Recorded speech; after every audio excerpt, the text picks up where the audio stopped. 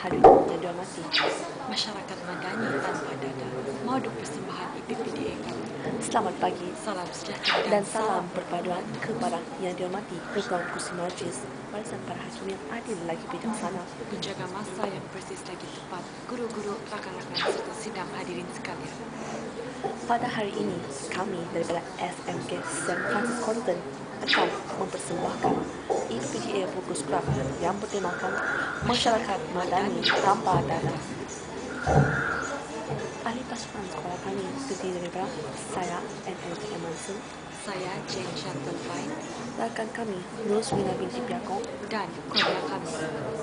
Mengurusi tema pada kali ini, kami akan tekankan 5 aspek utama, iaitu 5M: mengetahui, mengenali, mendalami, menjauhi, dan menyedari.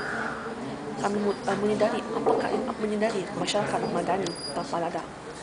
Kita mulakan aspek yang paling utama, iaitu mengetahui apakah itu masyarakat Madani tanpa dada. Silakan Jen. Hadirin sekalian, sebelum kita melangkah dengan lebih lanjut, adalah lebih baik kita mengetahui apakah maksud yang tersirat di sebalik tema kita pada hari ini.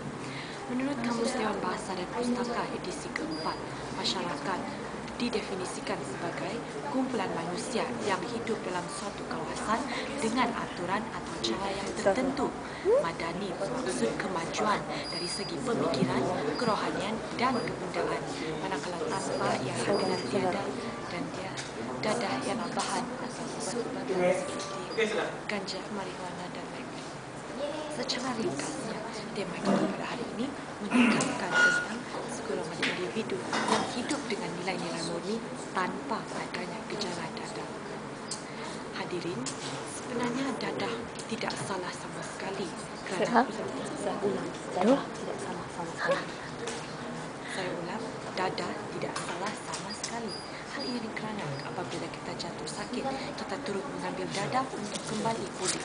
Namun, apa yang salah ialah apabila dadah disalahgunakan. Tentunya apabila dadah disalahgunakan, ini akan menyebabkan ketagihan yang mendorong kepada dua jenis pergantungan secara fisiologi dan fizikal. Contohnya, kesan-kesan apabila dadah jenis heroin disalahgunakan. And then, I think no need to say lah kan? Dia saya ulang tu. Dan di sini kami memaparkan pandangan beberapa agama dan seorang tokoh mengenai apakah itu dadah. Sampai nasib mengaji disuruh kenapa kita dan bla bla bla bla bla. Hadirin sekalian, selepas mengetahui maksud tema kita kali ini, mari kita sekarang sama-sama mengenali ciri-ciri masyarakat Madani tanpa dada. Apabila bercakap tentang tema ini, kita akan berimajinasi tentang masyarakat yang optimistik, iaitu individu dalam masyarakat yang memiliki pandangan atau persepsi yang positif tentang kehidupan, serta sentiasa berusaha mencari penyelesaian yang wajar terhadap masalah yang terjadi. Seterusnya, kita akan berfikir juga tentang masyarakat yang masyarakat Madani yang mampu mewujudkan sesuatu dan aman damai industri aman hayat sebagai tolong menolong ramah mesra. Sebab pada kata bulat air kerana berbeza, bulat manusia tanam cemerlang gemilang terpilah, cemerlang dari segi pemikiran dan gaya hidup, gemilang lemah harukat ramah negara dan terpilah di mata dunia. Dan seterusnya, otak cerdas, minat cerdas. Kita mendalami telah konsep masyarakat Madani yang terbagi antara 3, iaitu konsep pembangunan pusat, ekonomi yang maju dan sosial sehat.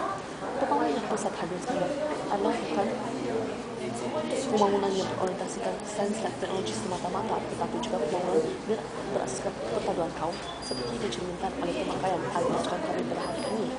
Kita harus bersyukur dan berbangga dalam masyarakat berbilang kaum seperti Melayu, Cina, India, dan sebagainya mampu hidup dalam suasana yang harmoni. Dalam konsep ekonomi pula, beberapa faktor yang boleh kita bincangkan seperti faktor pelancongan, sektor pelancongan, sukan, dan juga sosial. Dalam sektor pelancongan ini siapa yang harus ditonjol dan komunitas kita supaya menggalakkan pelancong untuk dalam kehidupan kita. Selain itu, dalam sektor sukan pula, kita boleh kepentingan kita negara Afrika dunia agar kita mampu mengajukan kejutan antar bangsa. Hal ini membuat atlet-atlet dari negara asing datang ke negara kita untuk bertanding, dan ini akan memberi kita keuntungan daripada segi pemasukan mata wang asing. Hasilnya produktif dan inovatif Australia